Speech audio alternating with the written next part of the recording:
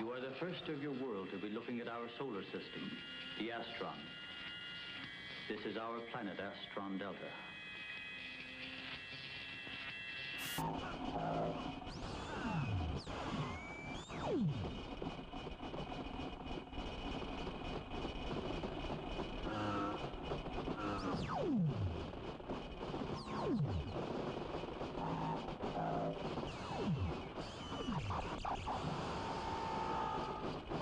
At the top.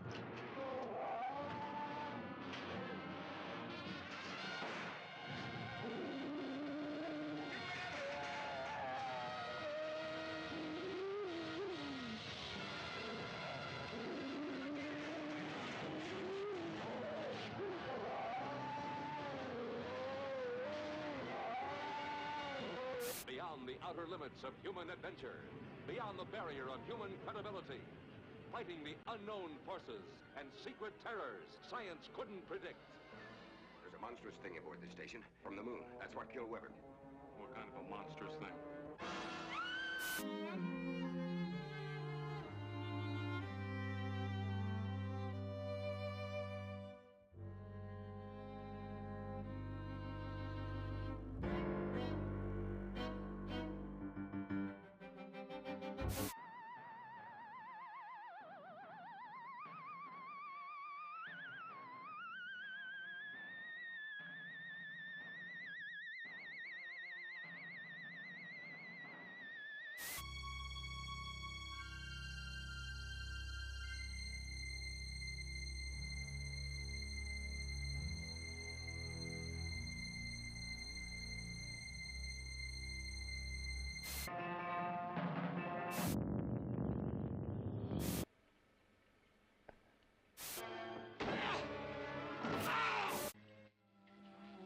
Look this way, Doctor.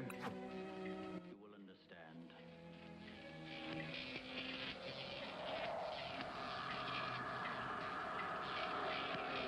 Here, Doctor. You are the first of your world to be looking at our solar system, the Astron. This is our planet, Astron Delta.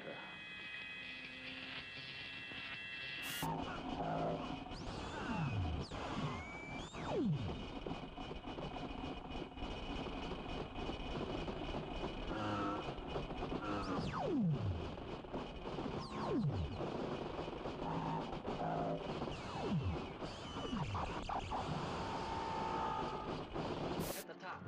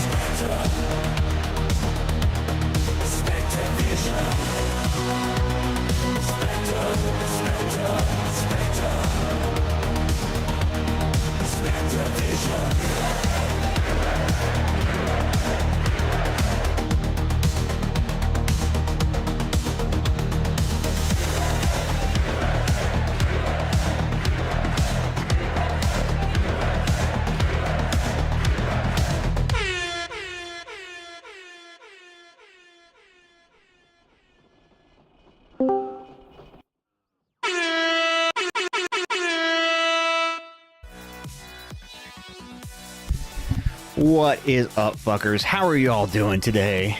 It is Tuesday, it's 7 p.m., and you know what that means. It is time for some SpectraVision. I am Londo. You are you, we are we. Back here on the couch is Archie. He is sleepy. How are y'all doing tonight? What is new in your neck of the woods? How was your weekend? I hope you guys all had a great weekend.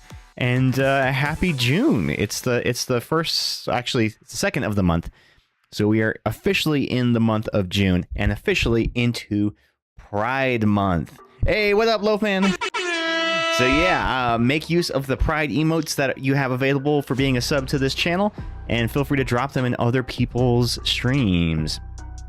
So today we are going to be doing some Pokemon TCG Live, where I will be testing out some new decks that I have crafted, and then probably in about an hour we'll switch things up and I will do some pack rips. I have some packs that I won at a local tournament where I came in second place. So it was a league challenge event and I came in second place. So I have some leftover packs from that we'll open up. All right, let me go ahead and get the game set up here. Okay, there we go. And okay. So yeah, if anybody wants to battle, exclamation battle in the chat and you will be added to the battle queue and we can play in game. We can battle it out in game. What are you up to tonight, Loafman? What's new with you? Oh yeah, also, don't forget, this Friday we're having our first SpectraVision community game night where we will be playing Goose Goose Duck. So just jump in the Discord, and then Friday at 6 p.m. we will all jump into a match and work and battle it out. Work, and more work, dude, I feel ya. It has been a little hectic lately. Oh, cool, I hope you guys can make it, at least for a game or two. And I have confirmed that it is a cross-platform game, so you can play it on mobile devices too, and play with everybody playing on PC. So it is a shared cross-play lobby. So that'll be kind of cool. So not everybody has to have a PC to play it. In the meantime, let me do some ranked mode here. I'm actually almost at the top of the ladder.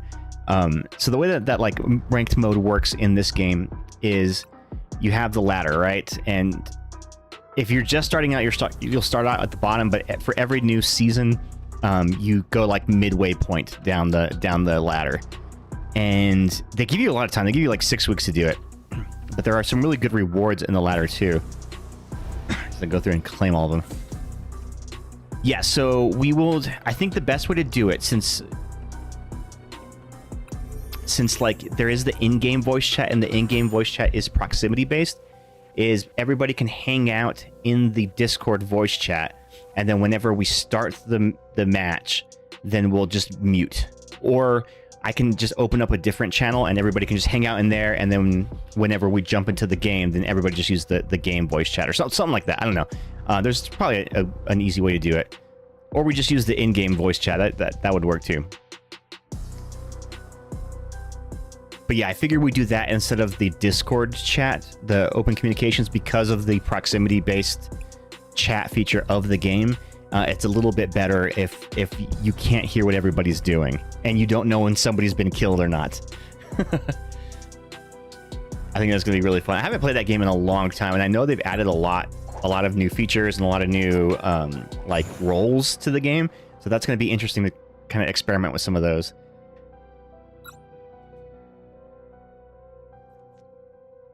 This is my competition Crustle deck. This is the deck that I came in second place in our league challenge the other day. I almost tied for first, but ended up tying my last match. So I didn't get a win, but I also didn't get a loss. So that knocked me down to second place. The guy who won first place, he went undefeated. But yeah, this deck is one that actually like kind of pisses off guys at our local tournaments, because it is a Crustle deck. And Crustle has a very interesting mechanic that a lot of people get very discouraged by, and I'll explain it to you in a second because it's kind of wild. So the way that you play this deck is you want to start with a Dwebble in your front seat, and you want to go second, hopefully going second. And it looks like I'm up against a Dragapult, which usually is an advantageous matchup unless he is running a the Dunsparce EX, which is kind of a hard Crustle counter. So we'll see. We'll see if we get lucky here. So I'm going to drop some energy on him right away.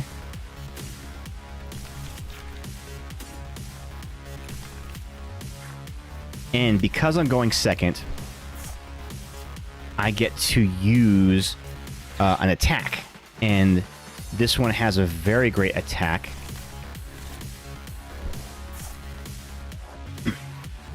He has Risky Ruins, so that's going to add 20 damage to anytime I bench a non-darkness Pokemon onto the bench.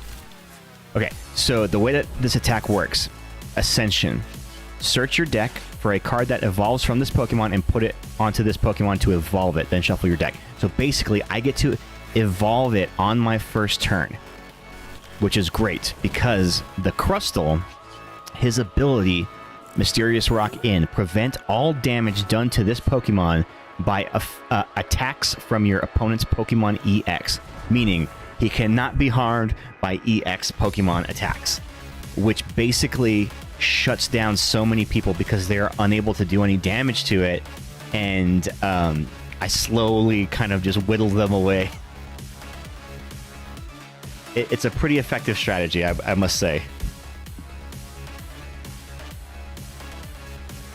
But the reason guys get so upset about it is because when they have their decks that they've pulled off of an online list or something, they have a very specific route and strategy that they're trying to run with that deck. And usually it's get evolved quickly, get your energy attached, and then start swinging for damage.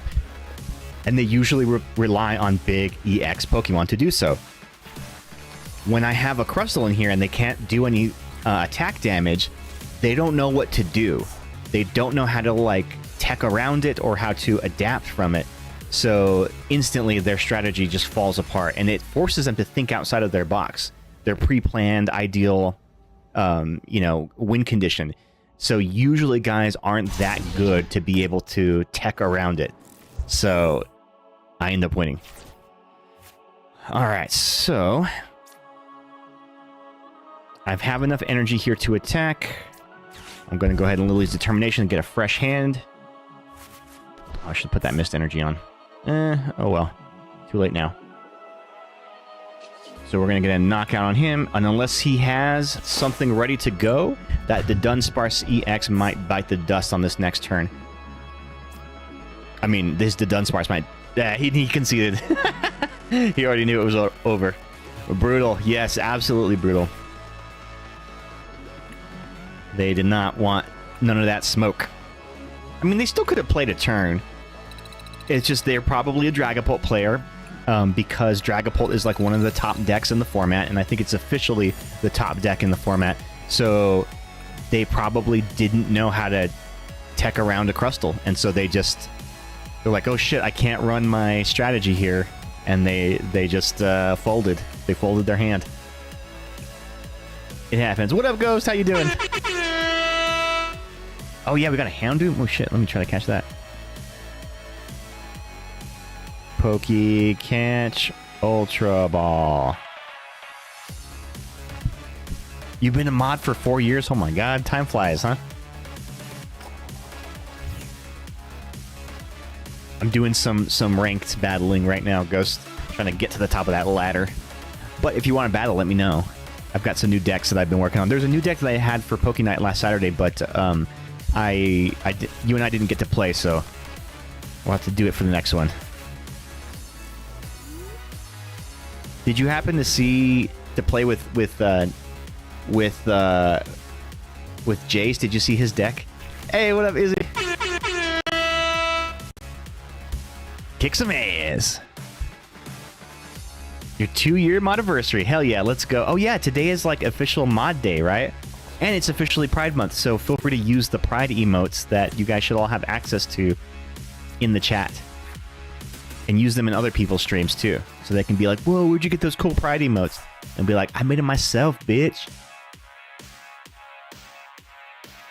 Oh, I'm going first? Okay, that's not good. Usually I don't want to go first with this deck. Yeah, let's go. I caught the Houndoom.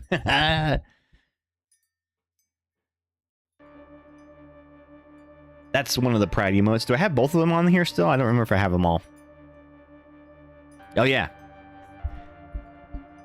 There's the other one. I should make a new one. I need to make a crunch emote.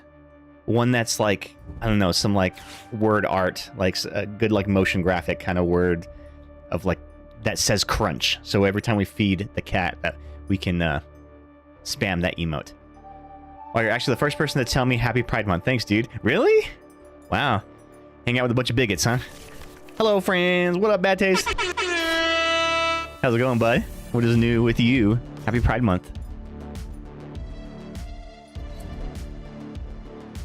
Okay, so this guy is running the Beedrill deck, which means he probably has a Dunsparce EX in there as well, which means I may, if I don't get set up quick enough, they may win this round. So basically, I need to get 2 Crustals up and running before they can knock me out. Lads all here. Yep. Oh, Pete, you gotta get that Pokemon Indigo, or Anil, as it's called. We've been playing that a lot recently, and we were talking about playing tomorrow, just like kind of off stream, just hanging out, parallel playing.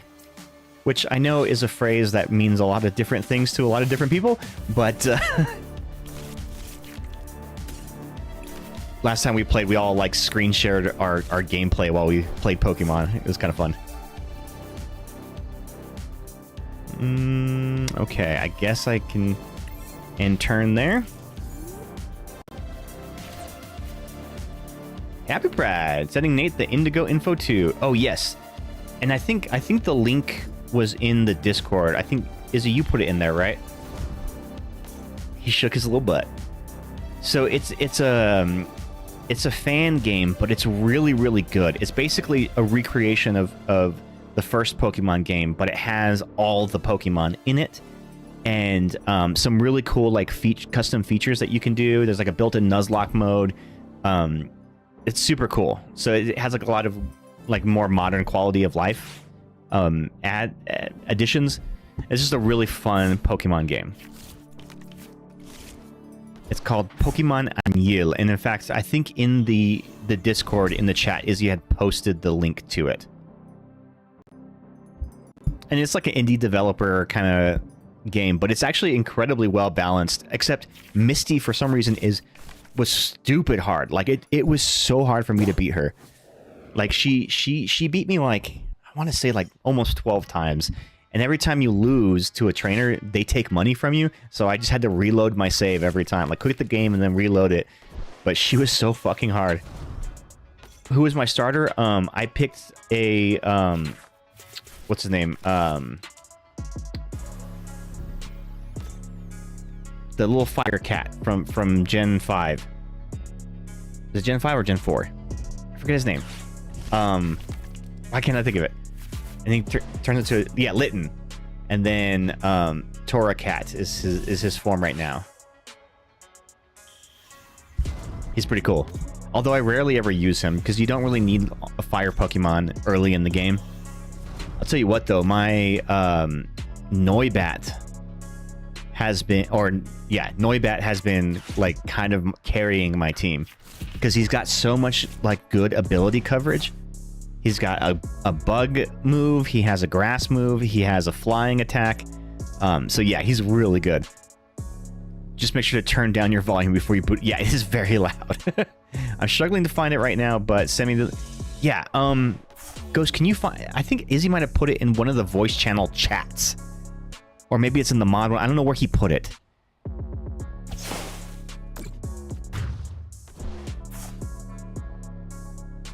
All right, here we go. So he's knocked out my Monkey Dory, which is fine. It's okay. I don't mind.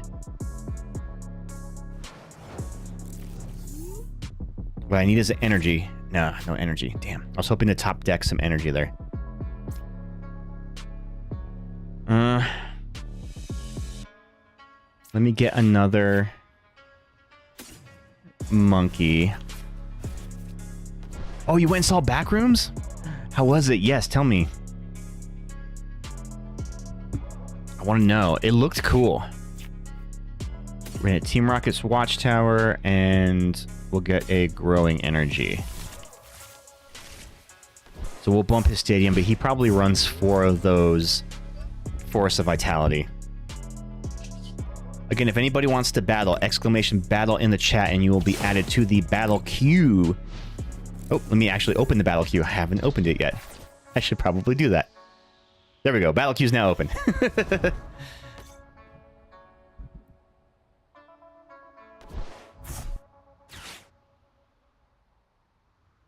Yeah, see, he had another Force of Vitality. So he may not run the Dunsparce EX build in this deck. So today's question of the day is, what did you buy that gave you instant buyer's remorse? Nate's was the house? What? Really? Why? Why do you regret buying your house? That's awesome. You have a great house. I have mixed feelings, but overall I liked it. It kind of undelivered on liminal horror and over-delivered on character drama, but it was an interesting spin on the concept. Also a pretty strong directorial debut from Kane Parsons. Yeah, he's only like 20 years old or something, right? He's like a real young dude. Mine was the surprise year plan pest control, which I immediately... Oh god, they tried to get me too, man. That was a pain in the ass. And they were so fucking rude on the phone. Thank you. He was just worried we were in over our heads. I mean, I think that's a thing that, like, everyone's gonna feel when they make a big purchase like that. But I think overall you don't regret it, right? Alright, so just in case this guy does have the Dunsparce EX, I'm gonna target down his Dunsparces, trying to wipe them off the board.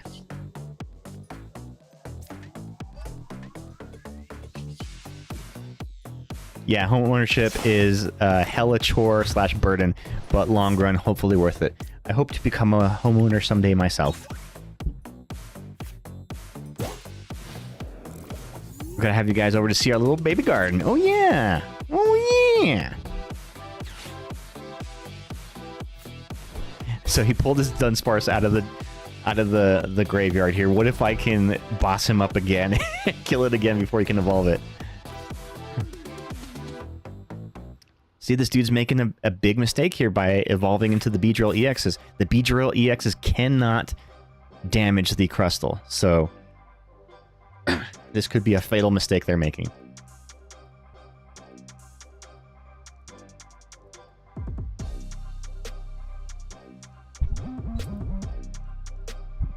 And I think they're just realizing it right now. Because they attach energy to the Beedrill, but why? Maybe to retreat it into the Celebi? What is their game? What is your game here? Oh, you got nothing. Alright, give me another boss's orders here. Negative. Alright, well, we'll take the Crispin.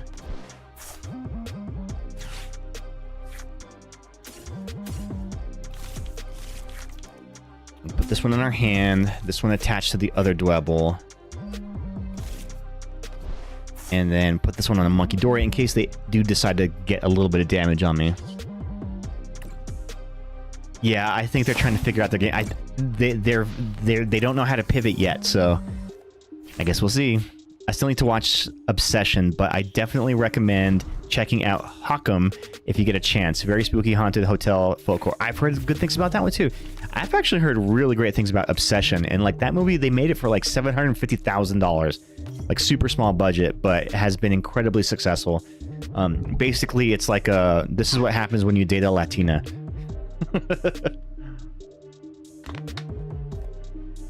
That's what it's like. And I can say that because I am Latino. Alright, Ghosty, you are up first in the battle queue. I see you.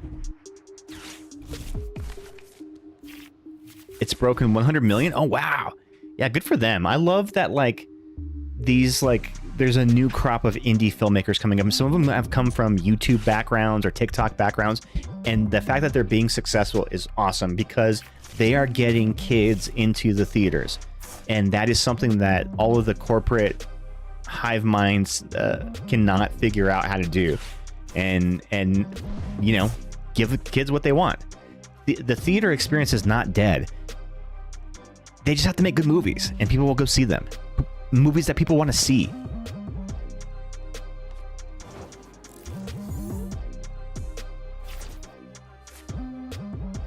It's beating the Mandalorian movie, and it makes me so happy.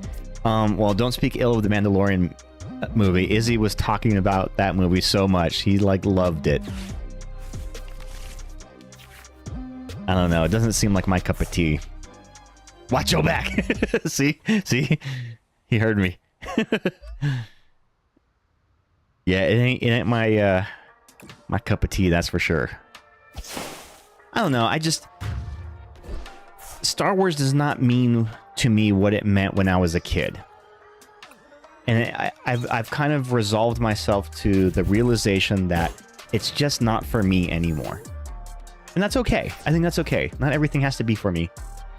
No, I mean, come on. So much better for the next-gen, non-corporate America to succeed over Disney. True. Disney. See, this guy keeps evolving his Dunsparces. I don't know why. Unless he... Does he not have the Dunsparce EX? He might not have one. Or if he does, maybe it's prized. In which case, I'm slowly going to win this this battle. No shade. I just like that an indie director on a $750,000 budget was able to generate the kind of hype Disney and their billions could only dream of. Yes, I love that too, man. I'm a sucker for an underdog. So the fact that, like, an indie director was able to do that is very impressive.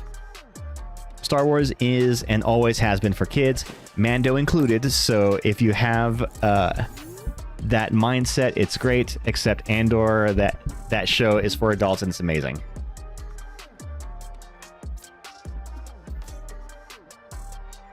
Should I boss? I think I should boss. Let's boss in his Dunsparce. Take one out here. I mean, he's going to run out of cards here. He's only got 8 cards left in his deck. Fuck Disney, even if I like the movie. Dude, so I just got Adventures in Babysitting on Blu-ray.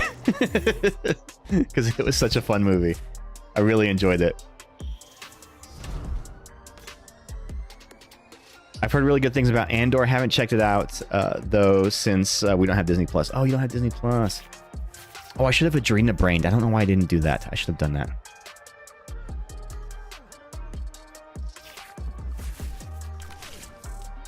Man, if I can pull a 0-6's Machinations on my top deck, I would discard his hand down to 3, and they would absolutely rage quit. Again, they keep getting the Dunsparces. What are the Dunsparces doing for this guy? I don't know what they're trying to do.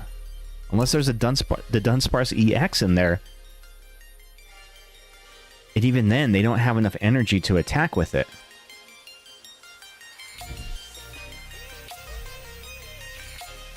Oh, they've just decked themselves out. Unless they can shuffle, but I think they've already played a supporter, didn't they? No, they didn't. Yeah, they're going to play a Lily's Determination or something. Yeah, there it is. Okay. I'm going to say, they're just trying to deck themselves out?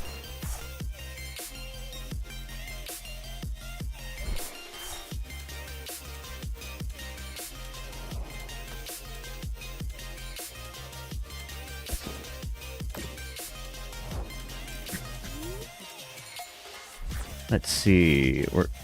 And then they concede. All right, Ghosty, you are up. Let's do this.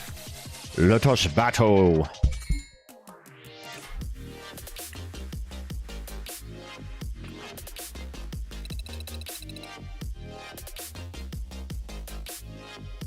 Bad Taste, are you going to make it for community game night this Friday?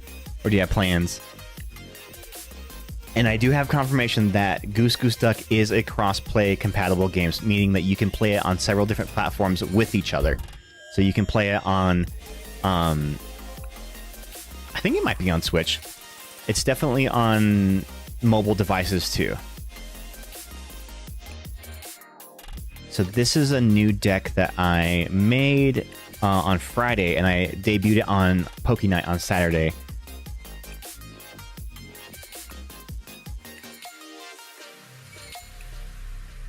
Turn off timers. Oh man, I was feeling tired today. Molly has not been sleeping well, so she's up all night, and then it like keeps me up all night, so then I'm not sleeping well, and I was really tired. But I didn't want to cancel stream again this week. But I'm glad I'm here.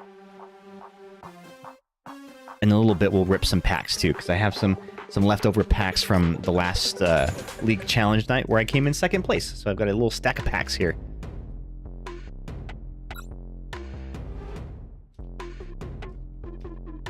Well, I'm glad you're here too.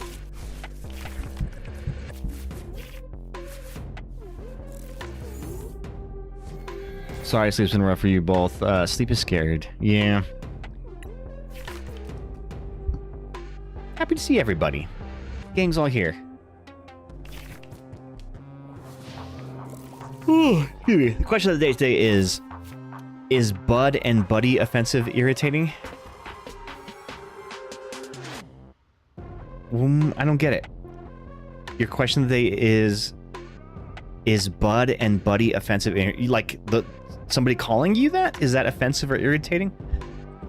I think I get not offended, but I get irritated whenever kids working like in fast food or something call me Bud, or when they call me boss. That I find that really annoying, and it's actually I find it kind of condescending. Speaking of not sleeping well, I might actually head off in a minute. I've got a headache brewing, and I need to catch up on some sleep, but I really wanted to pop in and say, oh, dude, yeah, go get some rest, bud. Is this question of the day? No, but I know people who hate it. Depends on the relationship. Not for me, but I have a friend who hates being called bud. Yeah, I think from somebody who is like working at a cafe or something like that, I don't want to be called bud or boss. Like that bothers me. I feel like if you're working a service job, you should be addressing people formally. Yeah, I totally agree, Elando, but see people hate it all the time. Yeah, I mean, like I'll call people bud. I don't think there's anything wrong about that. That's just like calling somebody dude or pal or chief or whatever. But if it is a very informal way to address somebody. So if you are on that level with somebody where you can address them informally, then yeah, of course, I think it's fine. Hard disagree on formalities at work. Well, I think that, I don't know. I did a lot of service jobs, and I feel like it's the appropriate thing is when you're, a server, you should have a service mindset and a service kind of speech. Compadre. Yes, amigo. Even more comrade. Even more controversial.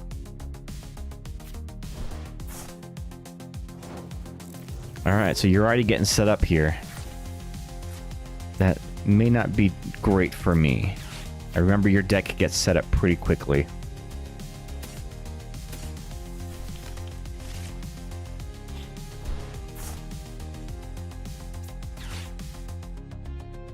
And I can do nothing.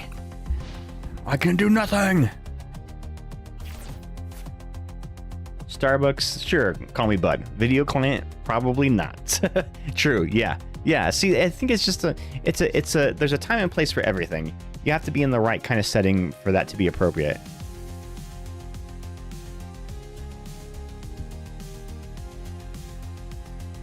We went to pub trivia last night and we did not do very well. There were like the first round that's normally the easiest round. We only got one question right on the entire round. It was really tough. Used friends once or twice to degender my work speech, replacing sir and ma'am because I want to respect folks and let them know that they're welcome. Oh yeah, that's a good point. Yeah, what is there a formal genderless way to address somebody? Hit me with the question. Oh, dude, I don't remember any of them. Yeah, I honestly can't remember any of them. It also gets really loud in there too, so it's hard to like communicate and you know, work out answers. I also know I'm not their friend. Y'all, all y'all. I say y'all. I definitely say y'all. But we're in the South, so that counts.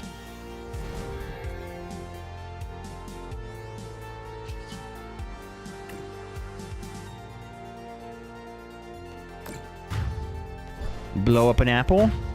Blow up myself. Both take a prize.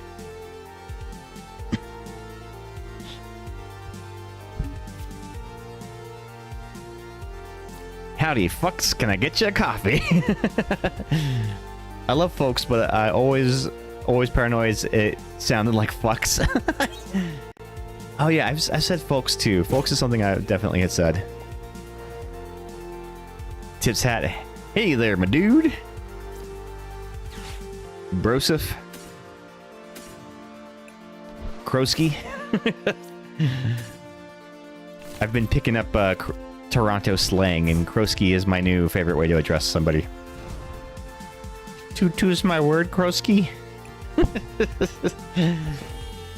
Sounds like a win-win. My work has debated about guys being gender neutral.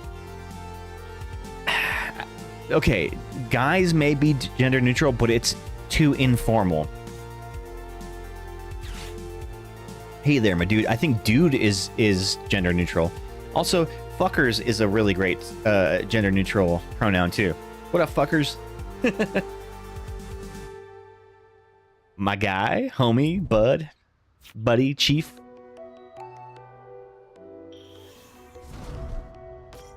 I need some energy. I need some energy.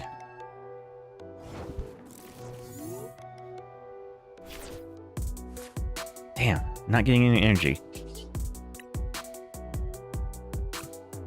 I feel like at this point, but I also understand if someone else doesn't feel that way, and it's worth respecting. Sure. Yeah, I don't think in a formal workplace calling people guys is appropriate either. Dude, I'm not drawing into any draw cards or any energy. I'm just slowly doing it. Pro tip, turd burglars is gender neutral. Oh, speaking of, I remembered a question. What do they refer to the drivers of the Oscar Mayer Wienermobile? What are they called? They have a formal term. What are they called? That was one of the questions from trivia last night. Drivers. Wienerites. So what we had submitted was wiener jockeys. That's what we submitted as our answer, and it's actually pretty good answer, but it was incorrect. We didn't have any idea, and so we were just kind of just rambling off random things that it could be. Hot rods. Oh, that's a good one. What I pitched was hot doggers, and it turns out that it actually is hot doggers. Who'd have thunk it, right? Let's see. Let me get some more poffins down. I need to get my freaking bats down. Freaking bats. I love Halloween. Yeah, it's definitely an American choice. It always sucks when you mention the right answer and then go with someone else. I know. So many times we have talked ourselves out of the right answer. But at the same time, we've also talked ourselves into the right answer, too. So, like, you really don't know. I mean, we're taking guesses. We're educated guesses. And then it just sucks extra more whenever it's like, ah, shit, we said that.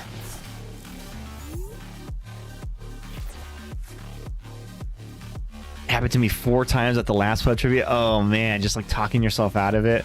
Yeah, that's rough, man. Sometimes going with your gut is the rule. One thing that always helps is, like, we tell everybody that we play with, don't just blurt out an answer just to blurt out an answer. if you don't know 100%, don't say anything. And then when we see that nobody has it 100%, then we can start deliberating it, and that's when you start pitching ideas. But don't just throw out answers just to have something to throw out, because it sows confusion. I would like to poll my American friends. How do you feel about Cody Chestnut? I mean, the guy who eats all the hot dogs? I mean, I don't feel any way about him. Is he notorious for anything? Is he considered a bad dude? National treasure, freak of nature. He's notorious for eating hot dogs. I mean, good for him, I guess. Aren't all national treasures a bit of freaks? Hey-oh. GG's Ghosty.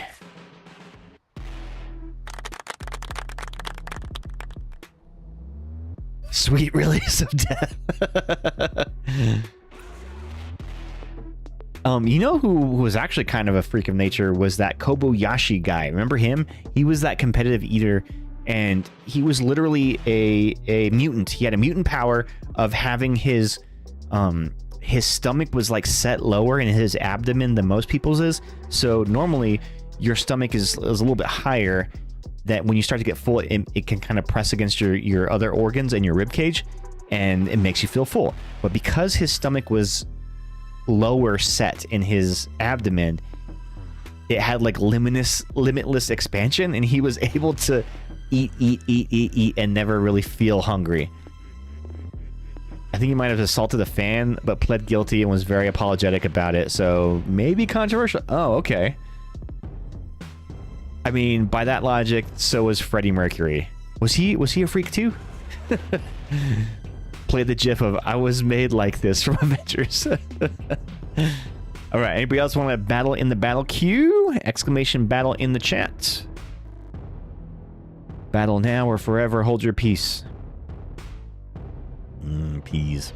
Actually, I don't really like peas. I don't really care for peas. I think peas is an overrated side dish, and I feel like a lot of times, you know, cafeteria meals or just banquet meals or whatever, they always serve dishes with peas. Like, who's that for? Who's eating those side dishes? Who's like, oh yeah, great, they have peas, and they're usually just like boiled or with a little bit of butter. Like, that's not even, they're not even prepared well.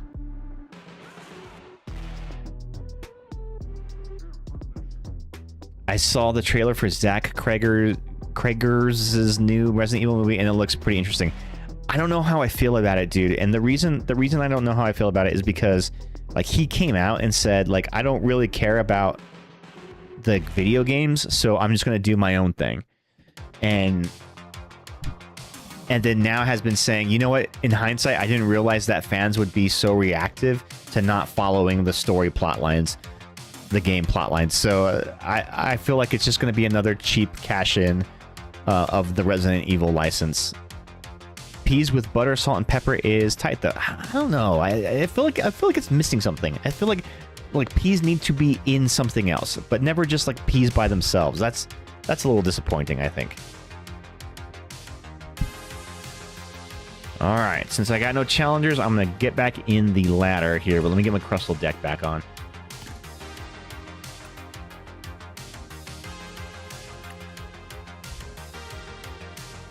He had a medical condition that added extra teeth to his mouth and didn't ever want to get them removed, allegedly, because he thought it was the key to his singing. Oh, interesting. Oh, that was a question on trivia, is how many teeth should a healthy adult person have in their mouth?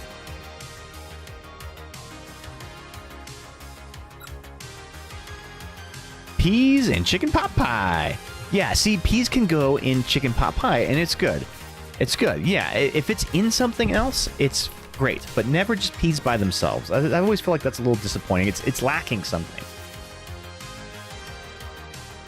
How I can tell you spent a long time at your grandpa's house after school. All right, so they've got a Neo Upper Energy as their A spec, meaning this is probably like a Dragapult deck, maybe? 26. No, 26 is far too low, Nate. If you If you only have 26 teeth, you are probably a UFC fighter and have lost a couple of them along the way.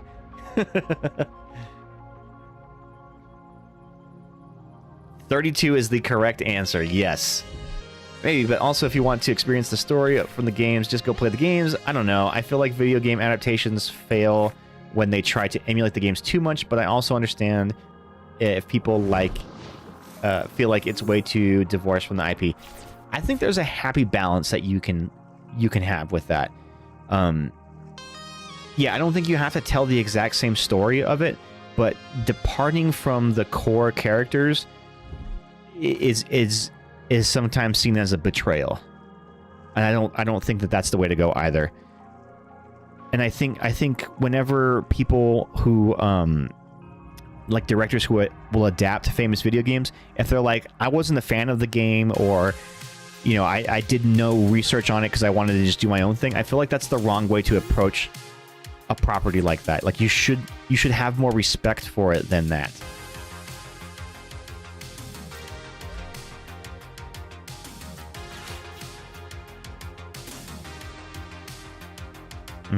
Okay, so he's probably doing the Greninja, Mega Greninja deck here.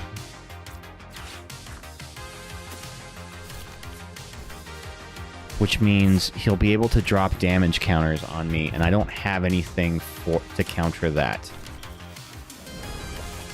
So maybe if I can get my Crustle set up fast enough and then establish a Monkey Dory or two on the bench, that may be how I can counter off some of this damage. It's just, the thing about this Crustle deck is it's a very slow to set up deck. I mean, I can get into a Crustle usually by my first turn if everything goes right, but to get things powered up to attack and to get my Monkey Dories on the bench usually takes a few turns. So if I can get outraced by my opponent, then that's also how they win.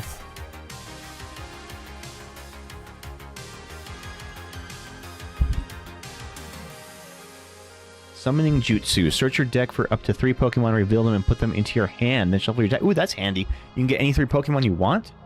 That is very handy. And then Aqua Edge for 50. Ooh, I pulled the Frogadier Illustrator Rare on PokéNet the other night. Whenever we switch and open up some packs later, I'll give you all a close-up of it. I think it also depends on the intention of the IP holders have for a movie adaptation. The games have tons of different characters and storylines, so making up a new one doesn't feel that out of place. Maybe they want to establish the Resident Evil film franchise, and this is separate from the games. Yes, and I think you could do something like that.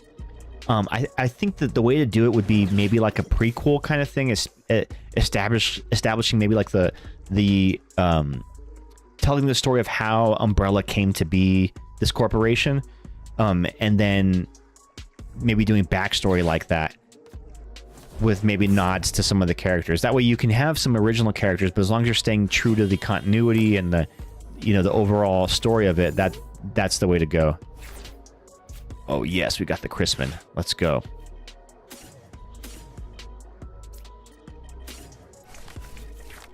This goes to hand.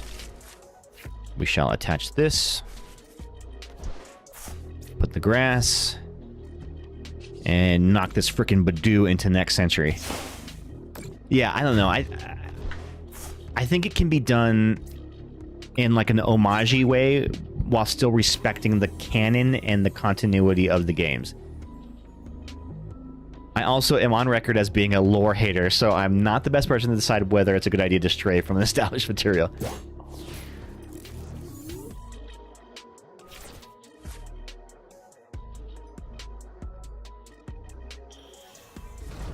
So George A. Romero actually wrote a screenplay for a Resident Evil adaptation, and I heard it was pretty decent. There's actually like a documentary about it.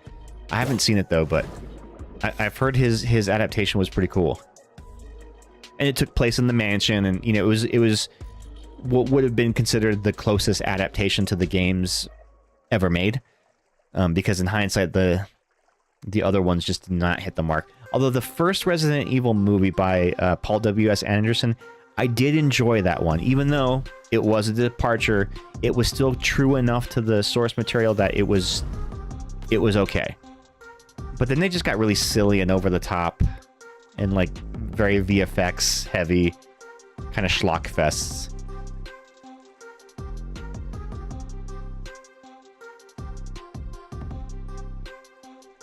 Could also be a failure of marketing. I know Kreger's had to come out in interviews reassuring people that Weapons wasn't super dark and grim and had funny moments like Barbarian. I have not seen Weapons yet. I have to watch that one. And again, I've heard good things about it. Oh, so he's going to spend all this energy just to knock out a Monkey Dory? All right, Chief. Whatever floats your boat there. I'll give him that one.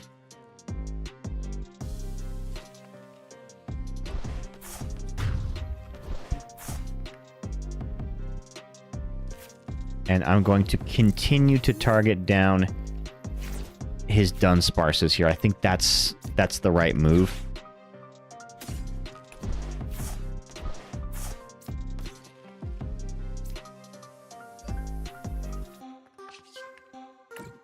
I'll move 10 damage across just for the fuck of it. So we're going to slow down his draw engine here by targeting down the Dunsparces. And hopefully he doesn't have the Dunsparce EX. Now I have to worry about that because that's what everybody knows now can hit a Crustle. So everybody's like teching for the Dunsparce EX in their decks now. It's a little obnoxious. But I mean, as a Crustle player, you have to prepare for things like that. It's just funny that they put in this entire card just to deal with Crustles.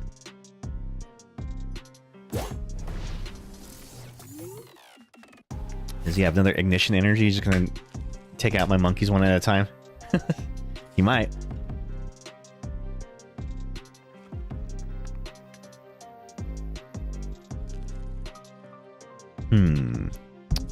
I just hope he doesn't have the Dunsparce EX. That is one thing I'm worried about.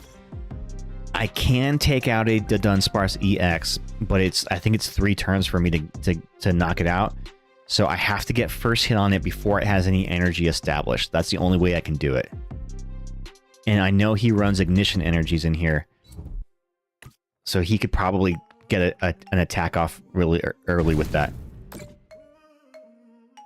Alright, he really hates my monkeys. What I need is my Shaman.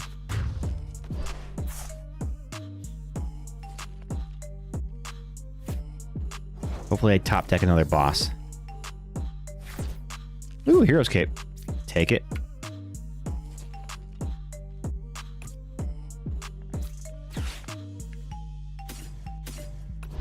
Take the Lana's Aid. Put it down, attach. Okay, I'm going to hop off for the night, but I've got Indigo downloaded, and it should be around tomorrow night.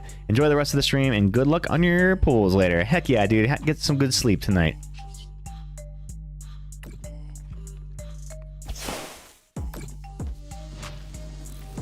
Hopefully this guy wastes all of his Ignition Energies trying to take out my monkeys on the bench. So long, fuckers.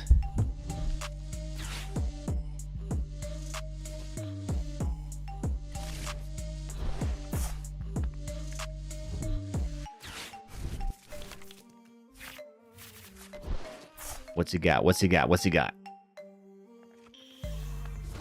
Nope, no Dunsparce EX. Okay, I might have this in the bag. Or if he has it, he just hasn't revealed it.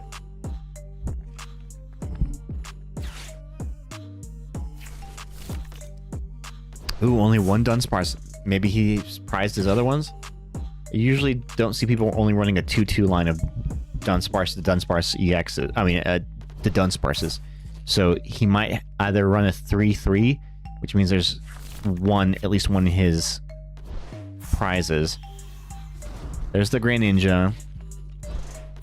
So the Greninja has an ability where if it's in the active spot, you can just place 6 damage counters onto any of your opponent's Pokemon. Which is very effective.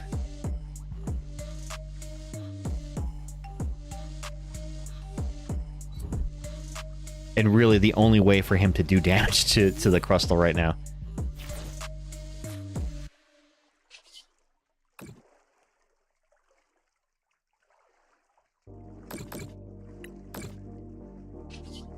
But I'm going to send back 30 every time. No, I'm not going to Lilies because I want to keep this Jumbo Ice Cream available for me. Alright, after this match, we will switch things up and do some pack rips, gang. Are you ready for some pack rips? Some pack rips!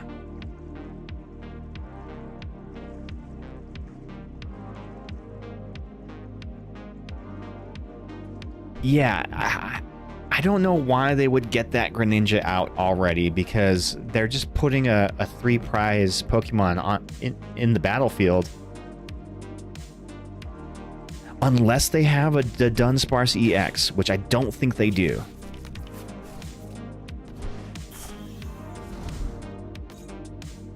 Because now my priority comes down to targeting down his Mega Greninja and taking 3 prizes.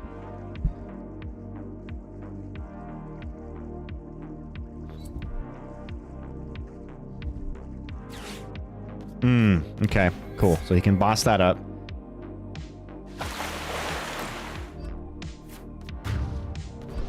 Very nice, okay.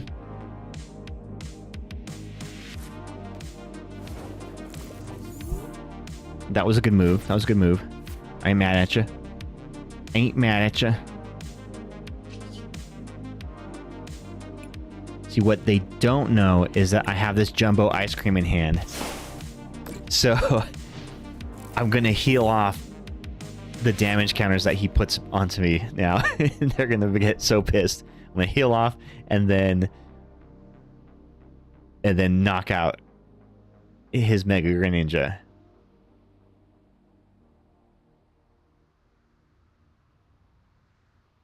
And then they literally have nothing after that point.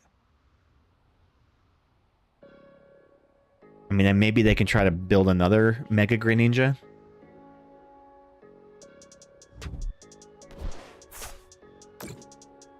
Okay, cool. So they think they're making progress here. Oh, there's the other Mega Greninja. Okay, so he's going to evolve that one on the bench. Cool. But I still think I win this race.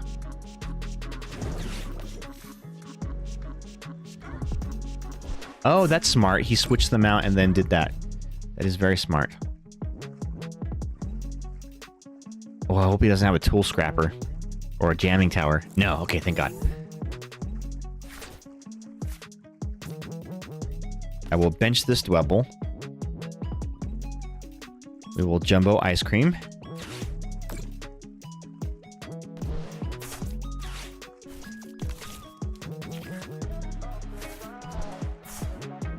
And, oh, I have another Jumbo. I forgot I put 2 Jumbo Ice Creams in this deck.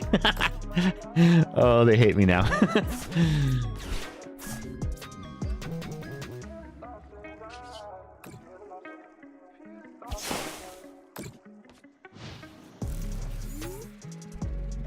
If I can get into another Monkey Dory, that also will help.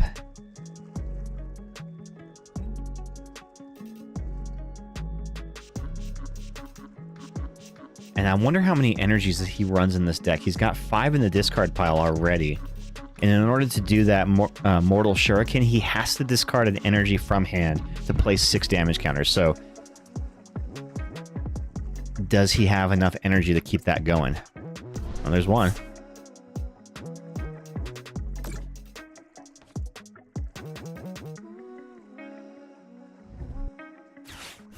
They're going to try to draw into some more, maybe?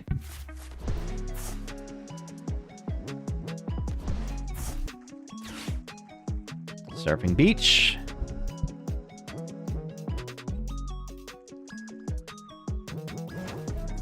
Cool, he didn't have it. Sweet. So now I will take a knockout here on his Mega Greninja EX.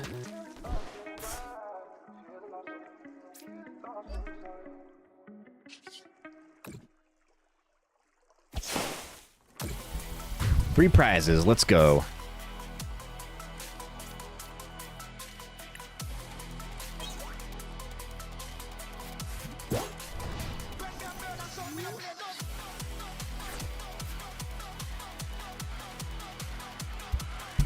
Alright, what are you going to do, bud?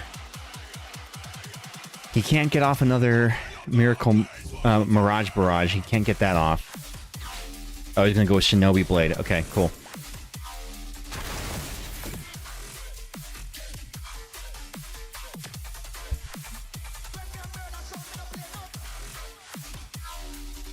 So he gets to search his deck for a card and put it into his hand. Any card he wants. Not bad. Not bad.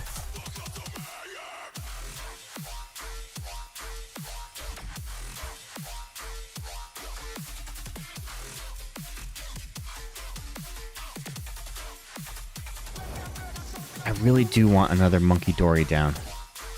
Here we go. Get that Monkey Dory down. Team Rocket's Watchtower.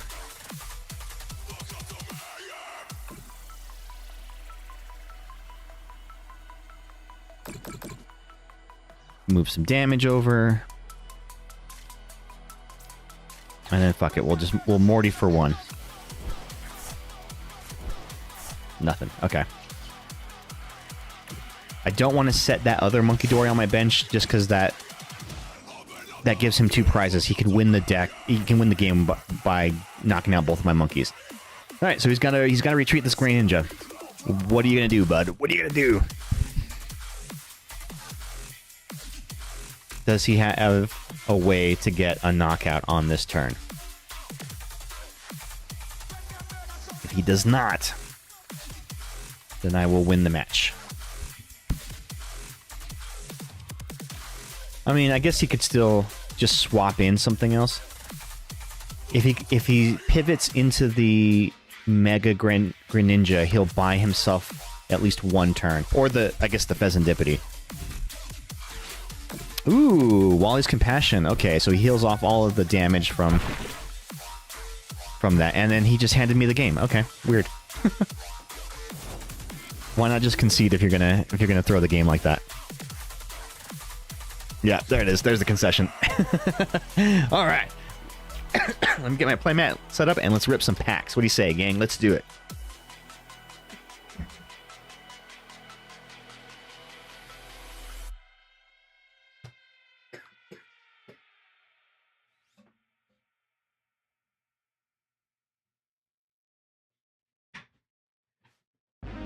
What do they say when they do Beyblades? What do they say? Time to rip?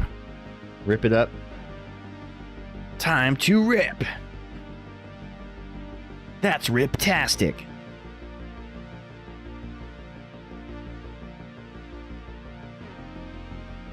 Rippiness is next to godliness.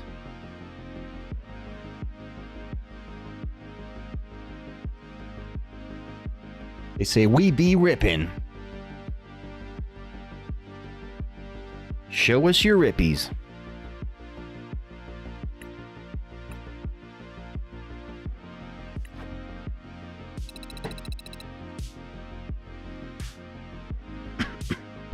Rippin' ass. There we go. That's what they say.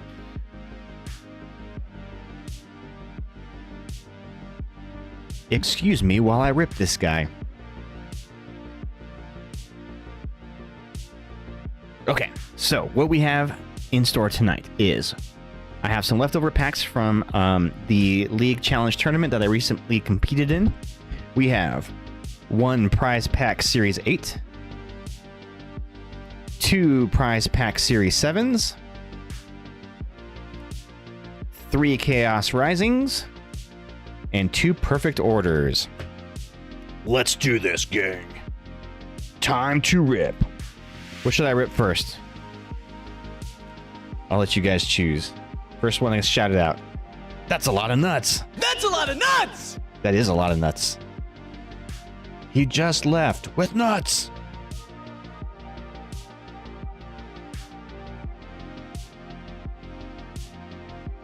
PO'd. Perfect order. Okay. We'll do a PO pack first. Get my rip buddy.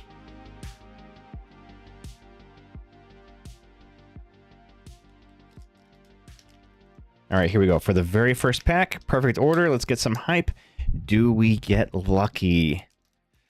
First pack hype. Let's see it. Oh yeah, let me give you a better view of this Frogadier that I pulled the other night.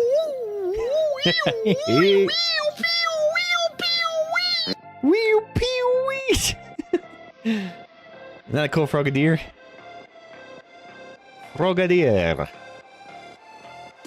Little frog boy. I think that was kind of the only thing I pulled out of that ETB.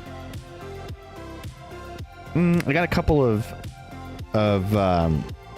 EXs. So I got the Mega Floette, the Crocodile, and Cincino. Cincino's kind of cool. Corner for 80 damage, so your opponent can't retreat. That's kind of cool. Strong bite, 140. If this Pokemon has a Pokemon tool attached, this attack does 140 more. So 240. So 140 plus 140, 280 potentially. That's actually not bad. Ghosty's PO made me think of it. Heck yeah. And if any of you guys are ripping tonight, feel free to post your results in the Discord, and I will show them on the stream.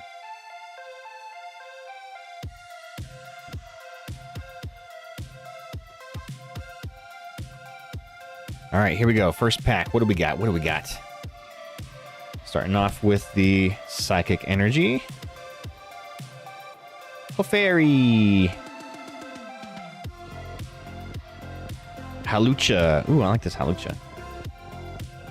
Vengeful Kick. If your bench Pokemon have any damage counters on it, this attack does 60 more damage. Interesting. So if your Pokemon have damage on them, then he does 90 for 1 energy. That's actually pretty decent. Yeah, it is definitely a cute Clefairy art. I'll show you a close-up of it again. Like, reaching for the stars. Very cute.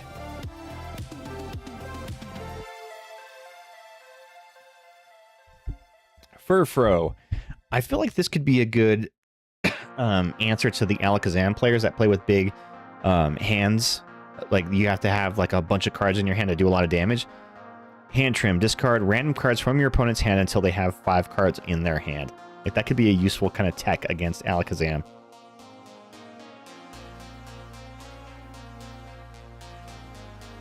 Servine. Eradicate. I like this Eradicate art. He looks cool. Eradicate was never really good in the games. Did Eradicate never got a stage 2 evolution, did they? I feel like they're overdue for another stage. Pokepad. Always, always useful to have Pokepads. One of the most useful item cards in the format right now is Pokepad, I think. There is not one deck list that I have seen recently that does not run Pokepads. Barbaracool. Very useful in fighting decks because of its ability to accelerate energy. Once during your turn, you may use this ability, attach a basic fighting energy from your hand to one of your fighting Pokemon. They didn't, but they got a regional form. Oh yeah, the black one. It's like a black Raticate, right? Black Rat. Seal, Reverse Hollow. I think I have this one already. Ooh, Reverse Hollow Pokepad. Let's go. Love me some Pokepads. And then lastly, Dugong. So we got the Seal and the Dugong. Oh, I wonder if I can put these in my Gen 1 binder. I should see if I have any hollows of those.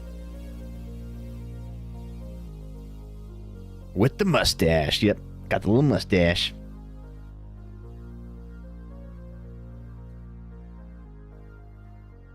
That's always a satisfying combo. I know, right? When you can get the evolution line in a pack, that's always kind of cool. I do appreciate that. And the Pokepad. Alright, what should we do next? So we've got 3 Chaos Rising, 1 Perfect Order, 2 Prize Pack 7, and 1 Prize Pack 8.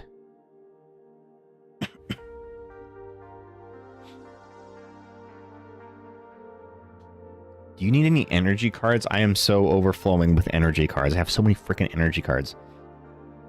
Prize 7. Okay, Prize Pack 7. Let's go. So the prize packs For those that don't know, you get them as a prize for participating in Play Pokemon tournaments. And you cannot buy these at retail locations. You can buy them on the market, but they tend to be a little pricey. But what they come with is 6 game cards, and they typically are cards that are heavily used in competitive play, and they all have the Play Pokemon stamp logo on them, which actually adds to their value, but usually they're cards that you want to play with.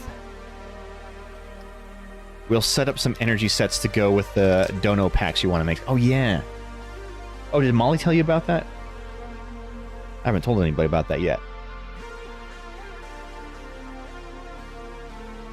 So yeah, they all have the Play Pokemon stamp logo on them. And the hollow ones, oh yeah, I did tell you about that. Okay. I forgot that I told everybody about that. The hollow cards have a hollow version of the Play Pokemon logo. Iris's Fighting Spirit. You can use this card only if you discard another card from your hand. Draw cards until you have 6 in your hand. Badoo, my boy. You're my boy, Badoo. Very useful card to slow your opponent down by item locking them. And doing 10 damage. It's a free attack too, so you don't have to use any energy to do it. Gastrodon. Sticky Bind. As long as this Pokemon is on your benched staged 2 Pokemon have no abilities. Oh, interesting. So that would negate the effects of like a Mega Gengar EX. Fuck you, Badoo. Ooh, Ass Trumpet. The Cosmofoil Hollow. Ass Trumpet. Yeah, and all the hollows in the prize packs are Cosmofoil hollows. You can see the little speckles on them. And Postwick, useful for a Hops's deck.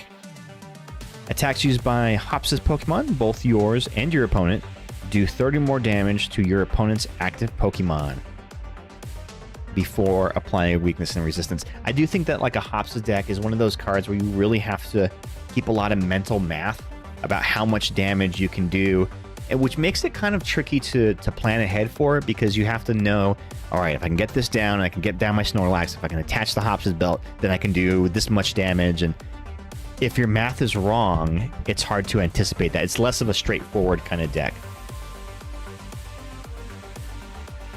Alrighty, what is the next one? What is the next one? Should we do a Chaos since we have 3 of those? Yeah, let's do a Chaos Rising. A Chaos Rising.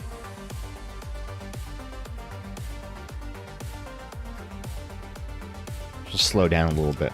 I don't burn through all of these too fast. Ripping packs is fun, though.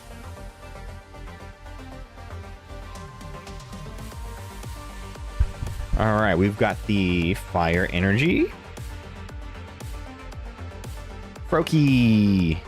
Little Froakie guy. I just saw that deck. Matang. Almost as fun as ripping ass. Oh, let's go. Oh, I battled a Matang, a Metagross player the other day, and that deck was really, really good. It was just all metal and super efficient. Weedle. Yeah, I'm curious to see if I'm going to start seeing people playing the Beedrill decks now. Golbat. Covert Flight. During your opponent's next turn, prevent all damage to this Pokemon by attacks from basic Pokemon.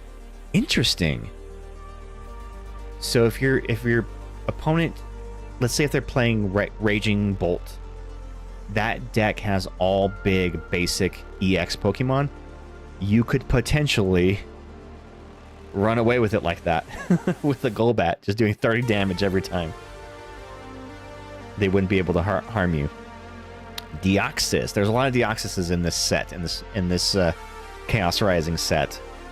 Scythe Spear, 120 damage. If this Pokemon has at least 2 extra energy attached in addition to this attack's cost, this attack also does 120 damage to one of your opponent's benched Pokemon.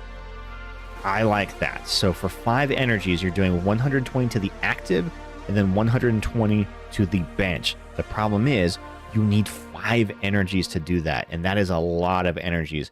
And as of right now, I can't think of a very efficient way to accelerate psychic energy. I mean, you could do wondrous patches, but even then, you're still spending a couple turns powering him up. And he's only 120 HP, so he's going to die pretty much in one hit. So the telepathic energy, when you attach it to a Pokemon, it allows you to add 2 psychic Pokemon to your bench. It does but it only counts as your normal attach per turn. It's not like extra energy for it.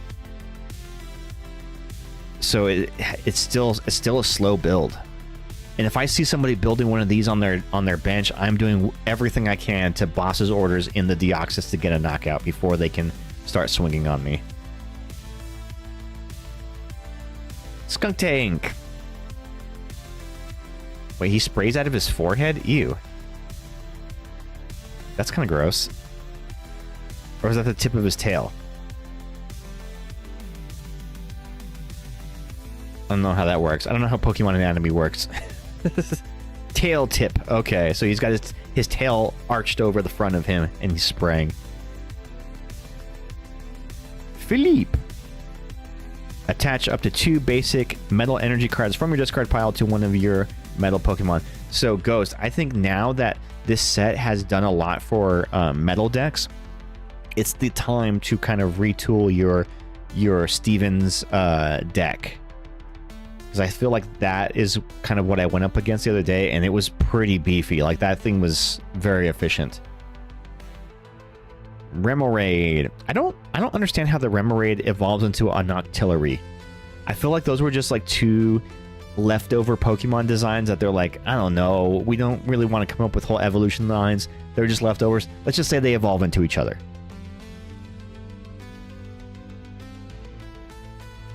Ooh, Froakie! Oh shit! I didn't even see it. Oh shit! Oh shit! So I have the Froakie and the Frogadier. Look at that! Holy shit! Let's go! And then the Delphox. Okay, so I'm gonna pull the Frogadier out of the case and show you guys real quick because I think their arts connect.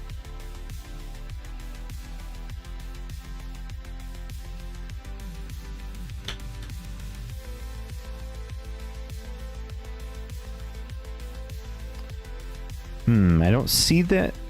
Oh, maybe like this. Maybe they go on top of each other. Or does he come over here? Maybe they don't connect. They do have very similar designs, though.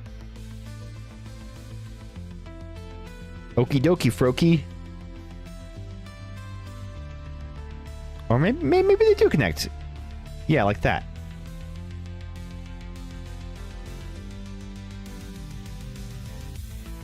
Fucking sick. Let's go. Can I get a price check on the Froakie? What is that guy worth? Yeah, nice pulls. I know, right? I am stoked about that. Well, now I need the Greninja, right? The Greninja's probably insanely expensive. I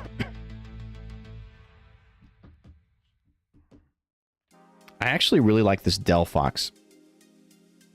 So check him out. He's a stage 2 Pokemon, which is always kind of rough. $22 for the Froakie. Okay, that's pretty good. I like that. It's probably still suffering from new set bloat, but whatevs. So, Flaring Magic. Once during your turn, you may discard a basic Fire Energy card from your hand in order to use this ability. Draw cards until you have 7 cards in your hand. Now, it does not specify that it needs to be in the active spot.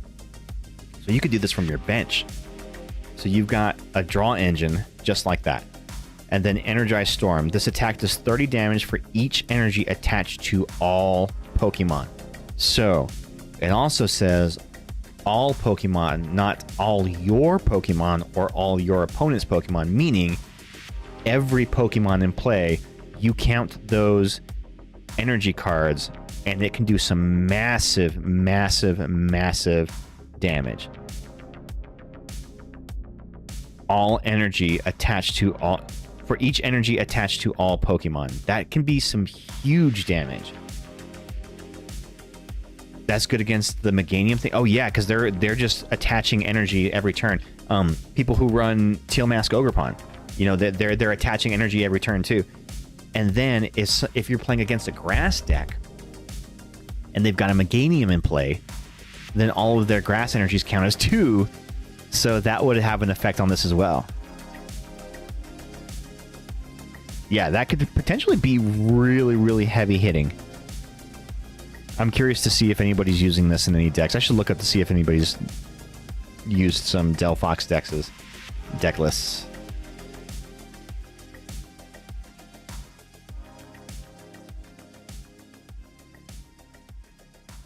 Yeah, definitely good for the Meganium.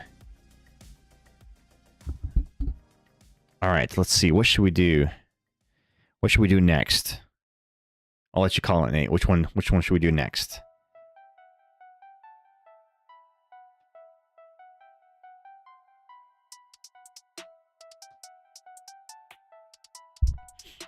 Nate, you ought to come to a tournament someday and compete. Even if it's just a casual tournament, even if you don't win or finish last, you still get a couple of free packs. What's left? Is that perfect order? Get it out of there. Okay, yes. We do have a perfect order. We have 2 Chaos Risings and then 2 prize packs. Yeah, dude, those tournaments aren't awful. I know, and I was talking about this the other day about how, like, the first time you go to a tournament, you get really nervous, but then you kind of settle into it and you realize it's actually not so bad. People are pretty nice even when you forget the rules. That's true. Yeah, and especially if it's a casual Sunday. If you go for like a League Cup, that's a different story. But a casual Sunday, usually people are pretty chill.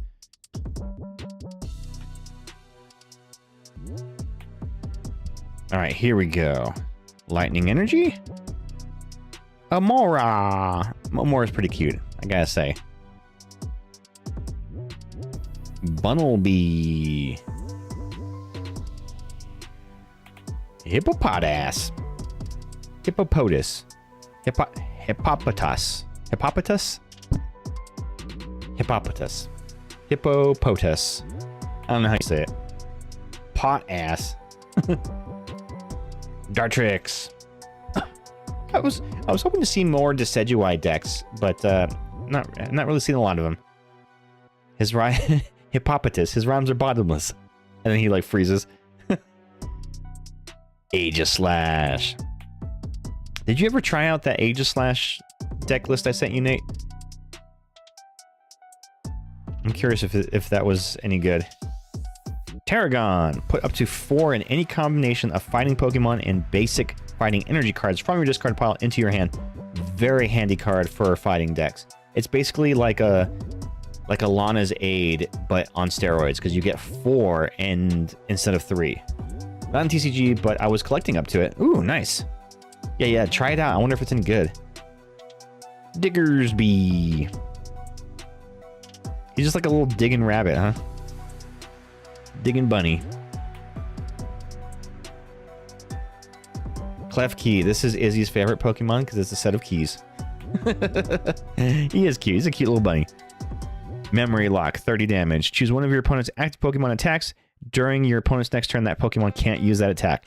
That's kind of useful, especially against like a big Pokemon that only has 1 attack. You can kind of slow them down with that. I mean, they'd have to retreat it to reset the effect, but it's not the worst strategy. Like his fluffy cummerbund? Is that what that is? Oh yeah. I thought that was like a little barrel belt that he was wearing, like a belt. Little fluffy cummerbund. Cumberbund. Benedict Cumberbund. Reverse Hollow Hippopotas. Hippopotas. Hippoponymous. And Luxray. Ooh, that's a cool looking Luxray. Incessant Onslaught. This attack does 70 damage for each prize card you have taken. Okay. And then Strange Volt. For 200 damage, discard 2 energy from this Pokemon. Not super great. So at the most, you would do 350 damage with the Incessant Onslaught. But because it's a stage 2, your opponent's going to see that build coming a mile away. There is no way it is spelled the way Google you are. Wait, what is a cummerbund but a fancy? But that's true. Well, a cummerbund goes like kind of over your high waist, and it's not like it doesn't hold your pants up. It goes like above your pants. There's no way it is spelled that way, Google. You are shitting me. What is spelled what way? Cummerbund? Are we all learning how to spell cummerbund?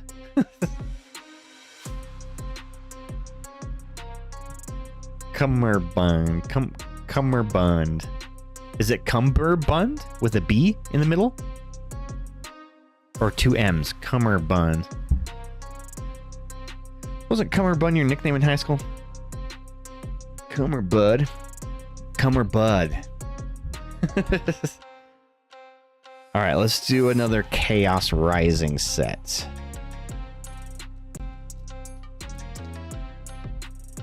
Do, do, do, do, do, do. What's up, Cummerbud? What can I get you? Nah, I didn't get that until college. Good nickname, though.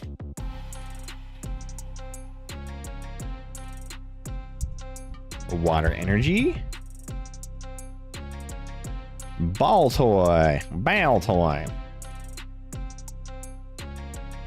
Ooh, Patrat. Okay, so this Patrat seems very useful because of its ability. Damage counters on each Pokemon, both yours and your opponent, can't be moved to other Pokemon. So, this very specifically shuts down a Munkidori. This is an anti-Munkidori card. You may not move damage counters from one Pokemon to another. So I wouldn't be surprised if he starts getting added into decks as a tech against Munkidori. I don't like this song. And finally remove it from my playlist.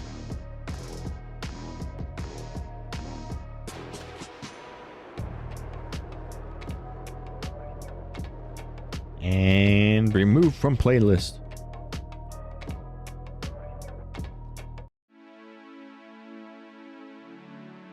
Heckin' monkeys, I know, right? So, I mean, there's a lot of like tech Pokemon. So you've got the Shaman, which prevents bench damage from attacks to your non-Roblox Pokemon. Then the Team Rocket's Articuno, which prevents effects of attack to your basic Team Rocket's Pokemon, including itself. Then, what are the other techie cards? Of course, Munkidori. The Psyduck, which prevents Pokemon from knocking themselves out as a result of an ability or an attack. So yeah, very useful kind of tech Pokemon cards. Bergamite. Another Metang. Meatang. Meetagros. Meetsagros. Bounce back, 60 damage. Switch out your opponent's active Pokemon to the bench. Ooh, that's kind of cool. And then Metallic Hammer, 150 damage plus. You may discard 3 metal energies from this Pokemon and have this attack do 150 more. So that would do 300 damage total, which you can accelerate really quickly using the Stevens Metagross and the Philippe. So yeah, he can hit very, very hard. And even without it, 150 damage isn't too bad, although it is a 4 energy cost. 300 damage. Time to build a Metagross deck. Yeah, I've seen it happen, man. Metal is kind of having a resurgence, I think. There's a lot of interesting metal cards that got added to this set. Ninetales. I love a good Ninetales. Ninetale transfer. Move all damage counters from one of your bench Pokemon to your opponent's active Pokemon. Very, very handy, especially if you've got somebody on the bench with tons of damage. But if your opponent happens to have a Patrat sitting on the bench, that would negate the effects of that Ninetales attack. And I'm curious, so moving all damage counters from one of your bench Pokemon to your opponent's active Pokemon. If your opponent's active Pokemon has a mist energy attached, which prevents effects of attacks, does that mean that you cannot move damage counters from via this attack? I would think so. I would think that mist energy would block this, as well as a Team Rocket's Articuno. Because moving damage counters to from one of your bench Pokemon to your opponent's active Pokemon is an effect of an attack, or at least it reads as an effective attack. I would think that would be blocked by a mist energy. And then Will-O-Wisp for 70. Adversity policy. If the Pokemon this card is attached to has weakness to your opponent's active Pokemon's type, is in the active spot, and is damaged by an attack from your opponent's Pokemon, draw 3 cards. A very specific situation kind of card, but could be useful. Roxy's performance. During your opponent's next turn, their poisoned Pokemon cannot retreat. So for like that Mega Dragalge, I want to say Dragalga, but that's not right. You can lock them in place with this Roxy's performance and force them to take 160 poison damage. Which is, and if they can't retreat, then they'll take another 160 at the end of their turn. So 320 damage in one turn is usually enough to KO most Pokemon. Ooh, the Reverse Hollow Deoxys. It's a Psyspear one. And the Crobat. Nightmare Maneuvers. Once during your turn, if this Pokemon is in the active spot, you may use this ability. Search your deck for a card, shuffle your deck, and put that card on top of it. It's kind of similar to the Pidgeot EX's ability that rotated out. The problem is the Crobat needs to be in the active spot in order to use that ability, which already right there is a hindrance. But then he has a retreat cost. If he had free retreat, that would be better. But because he has a retreat cost, not super great. But his attack, 80 damage, 1 energy, your opponent is now confused and poisoned. I guess that's something. That is definitely something. But yeah, I don't know how useful a Crobat would be in most situations. Oh, there was a Xylos in the chat. I didn't even see that one. All right. What pack is next? What pack shall we do next? So far, that Froakies is the big hit, but it's a dope hit, especially because I have the Frogadier. Just need that next one. I need the Greninja. Let's rip another Chaos Rising pack because I want that Greninja. Actually, no. Let's do prize packs. Because I don't think there are illustrated rare cards in prize packs. Although that's not to say that the EX cards with the stamp are not valuable, but because they are. In fact, Ghost, I remember that very first tournament that we went to, you pulled a stamped Fezandipity EX, which at the time was worth like $30 or something. Fezandipities have gone down recently, though, because they've been including them in trainers' toolkits, and more decks come with them now. Like the League Battle decks. I think there's a new League Battle deck coming out next month. It's the Mega Lucario EX League Battle deck is going to be coming out. So that's going to be cool. I might have to pick that up. Ends Castle. Ends Pokemon in play have no retreat cost. Archaludon? Or is it Archaludon? This is a strange looking Pokemon. It's just literally just like a building, like a scaffolding. Ooh, we got the Metal Cosmo Cracked Ice Hollow Energy. These are pretty.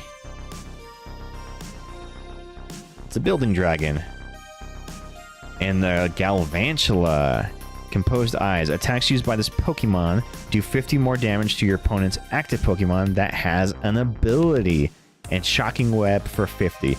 If this Pokemon has any lightning energy attack, this attack does 80 damage more. So this card was used as a tech card in the what's it called? The Mewtwo, not Mewtwo, the Pikachu box. What was it called? The Pikachu deck. And they use the Joltik to accelerate energy, but this thing can eat up a Crustle pretty good, because against a Crustle it would do 50 damage plus 80 more, so that's 130, plus 50 more because Crustle has an ability. So that is enough to one-hit KO a Crustle that does not have any special energy or the cape on it. So yeah, I would always get worried whenever I'd go against somebody who was using that Pikachu toolbox deck, because they might have a Galvantula in there. The trick is to just try to get them KO'd before they have a chance to swing on you.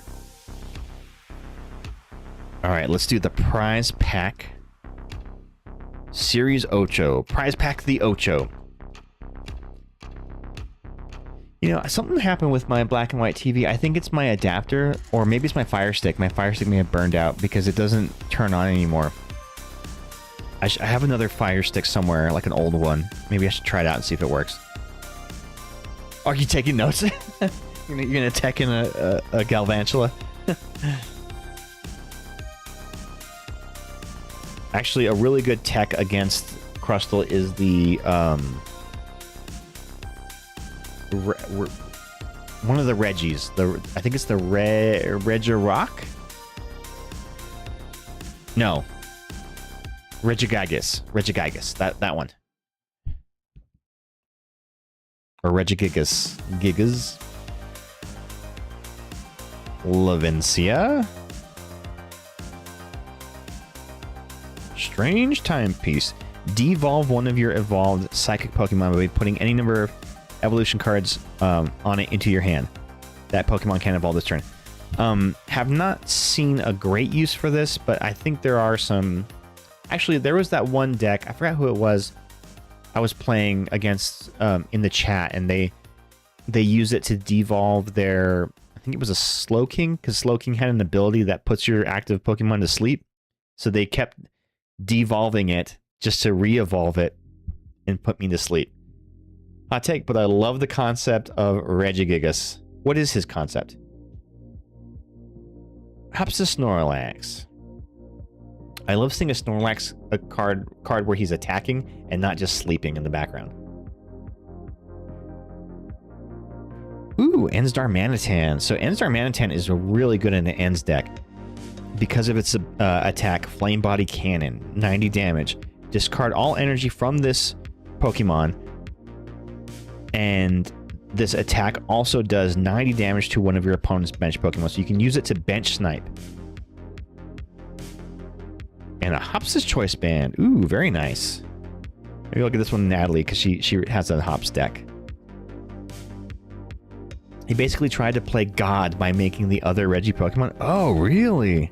I did not know that. I didn't know the lore of that. What game is he from? They're basically golems molded by the elements, kind of in opposition to everything Arceus created. Oh, that's cool. Okay, the last pack that we had from the tournament is a Chaos Rising pack. We already hit big with the Froakie, so maybe that was the one big hit in this.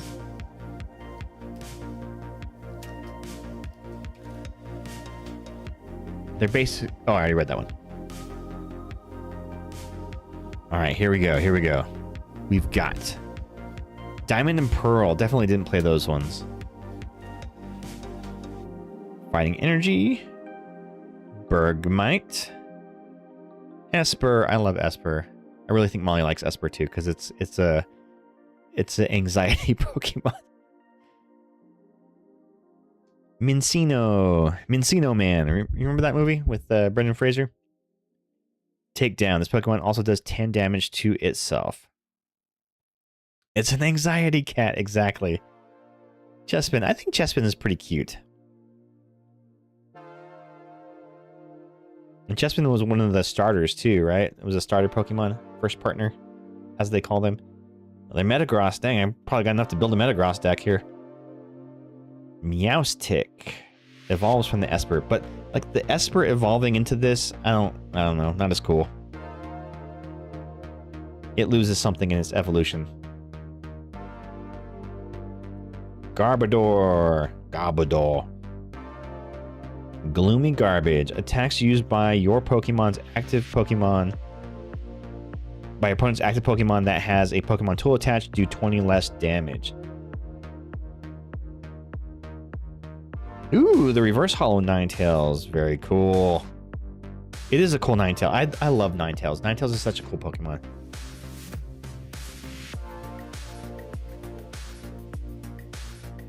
Oh. I heard a theory that the original designer of the Vulpix line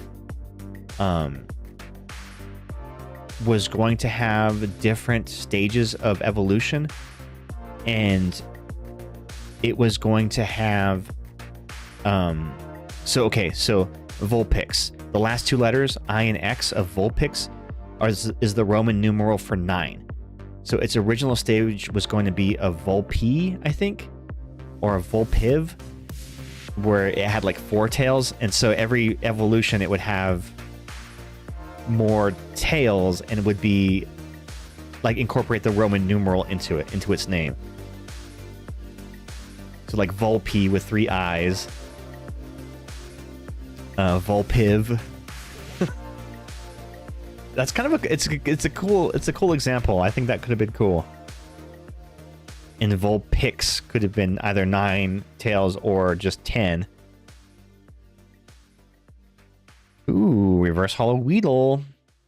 Ooh, a shit. We got an EX card. Cool. We got an EX card here. Ready for it? Let's see.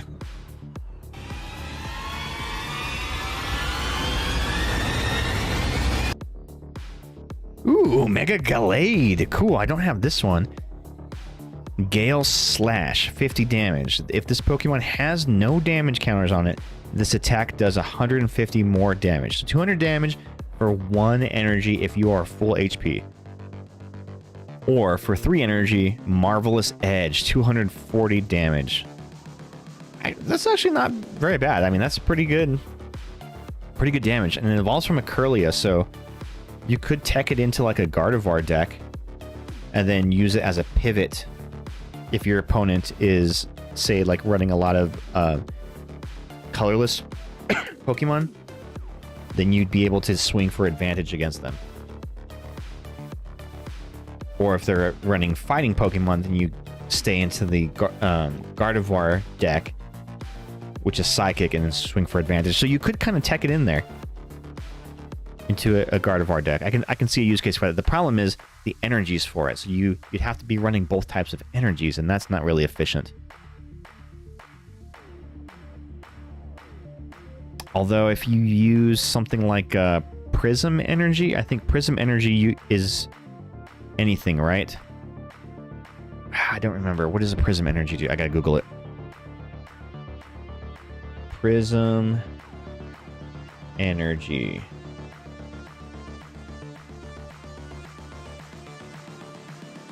As long as it's attached to a Pokemon, it provides colorless energy. If it's attached to a basic Pokemon, if it's a basic, it provides every type of energy type. So not useful for that. I guess you could do a Neo Upper Energy because it is a stage 2. So you could run a Neo Upper in a Gardevoir deck to be able to use for this. That would account for your 2 fighting energies, and then you attach a Psychic and you can do Marvelous Edge for 240, which swinging for weakness would be 480 damage, enough to KO anything. Even the mighty Mega Kangaskhan. Okay, we have a little bit more time, and I will be ending tonight's stream a little bit early just because I want to try to catch up on some sleep. But I'm going to do one more pack. I'm going to pull 1 pack from the dispenser back here. Left side or right side? What do you think? Which side should we do? Oh, look, I got a little Froakie coin inside of the ETB.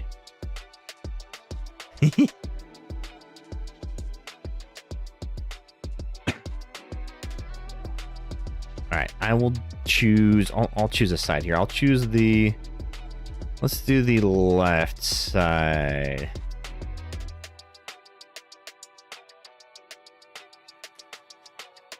We have a Paradox Rift. Paradox Rift was a cool set.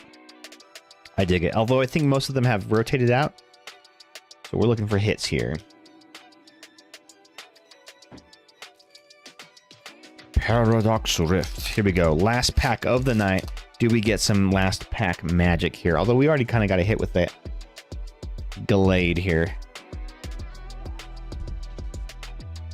Psychic Energy.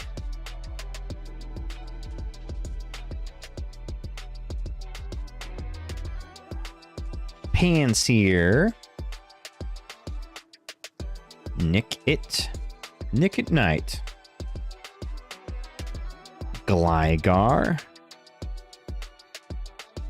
Blip Bug. Surprise attack, 30 damage. Flip a coin. If tails, his attack does nothing. Ooh, Glysaur. Pierce, 40 damage. That's not bad. Toxic Sting, 80 damage. Flip a coin. If heads, your opponent's active Pokemon is now poisoned. During Pokemon checkup, put 2 damage counters on that Pokemon instead of 1.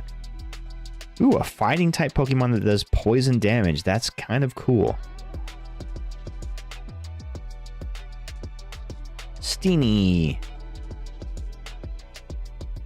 Spinning attack and double spin for 40 damage. Simisage. Monkey Trio. If you have Simisage, Simisear, and Simipour in play, ignore all colorless energy in the cost of attacks by this Pokemon. Hey, that's kind of cool. But you'd have to have all 3 of them in play. During your opponent's next turn, prevent all damage done to this Pokemon by attacks from Pokemon that have an ability except any Simisage. TM Evolution. Oh, how we missed you. So yeah, they have definitely rotated out. So these cards are no longer viable for play, but TM Evolution was a very, very, very useful card. Oh shit. Guys, we have a gold card. There is a gold card in here. Holy shit. That would be a fun theme deck doing all... I know. Oops, all monkeys. Did you see the gold? Did you see the little gold here? We've got gold. We have gold. Houston, we have gold. Ready?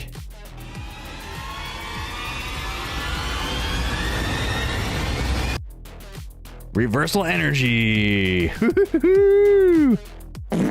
Oops, wrong button. Oh shit! That's the one I meant to play. Reversal Energy.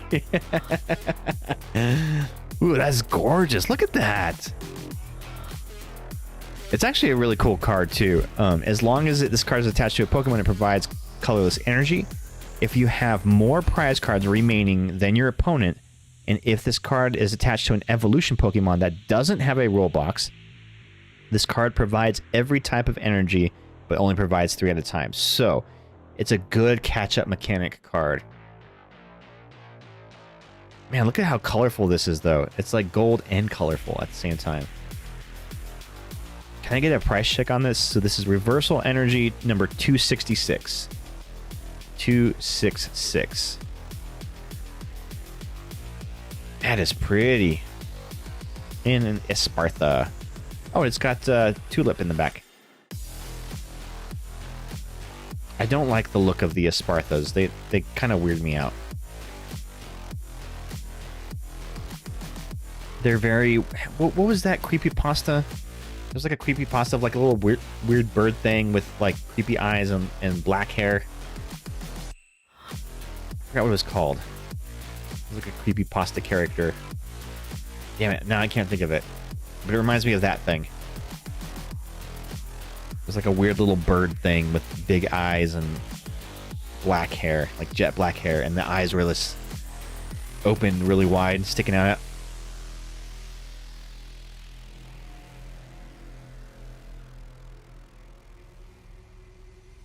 All right, dang, we got some pretty decent hits here, guys. Got some cool stuff. Some definitely some playable cards, especially like the Roxy's Performance. I'm interested if I ever build that Dragalge deck. I have it in TCG Live and it's pretty cool, and I do run that in that deck, but I don't have enough to build that in real life. So pretty good reverse hollows. I actually really like this Delphox. I'm gonna do some research because I think there's probably a cool use case for building a deck around the Delphox because he can do some massive freaking damage. He's just super weak, super little guy. But I wonder if how useful he can be in a deck.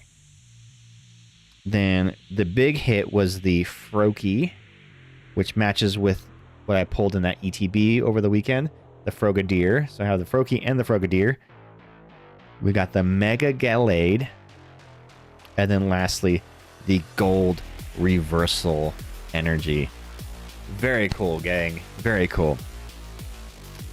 But it has come to that point in the night where it is time to raid. Let me see who I got online I can send a raid to. Do I got any friends on streaming right now? Let me see.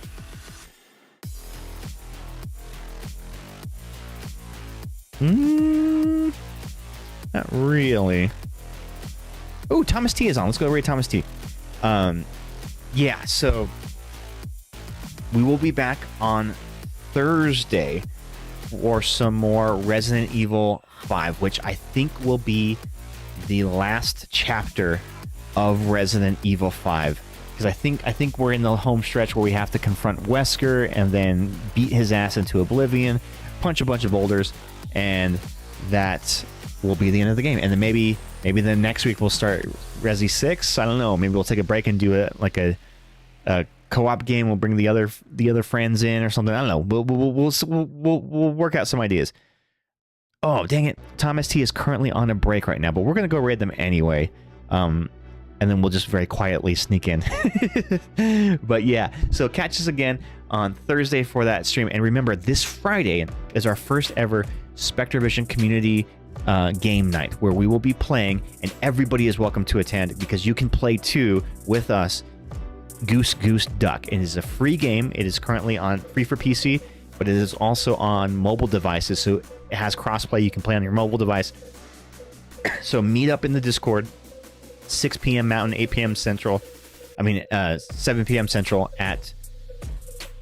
in our Discord on Friday night, and we can set everything up. We'll get in the voice comms. We'll all talk a bunch of shit, and we'll play some Goose Goose Duck. It is a very fun imposter style game, very similar to Among Us. So I look forward to that. Hope to see you guys there. Until then, so long, fuckers. Have a great night. Bye. Stay tuned for the raid.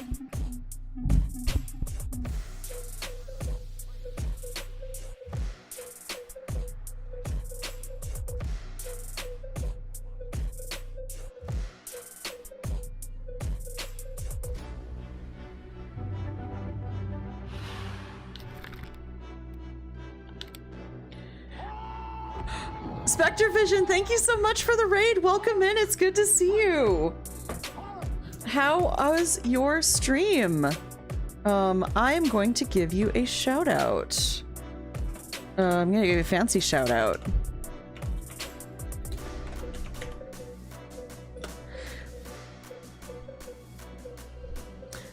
We are just playing Return of the Obra Dinn, and we're trying to figure out how are we saying spiked applies to this? I'm thinking spiked. But yeah, we're just starting a new playthrough of Return of the Obra Dinn. Oh wait, no. Oh dear. The pocket watch is vibrating. That can't be good. Oh. Hashtag brought to you by hashtag crab stabbies. Oh, he got flung. God damn. Look at that. But yes, I hope you had an awesome stream. Please feel free to tell me how it was, or if you need to raid and run. I totally understand that as well. This guy's gonna be up in the air, I feel like. Oh my lord. Oh. Oh shit. Oh, hello.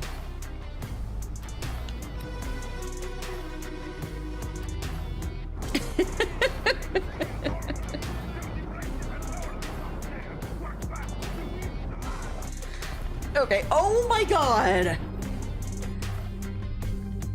Oh, I can fly? I can fly. Oh. Oh, I have like a magic rigging or something. Well, that kind of looks like electrocution to me. Jesus Christ, it is loud. That's not how he wanted his backflip. Rainbow fish!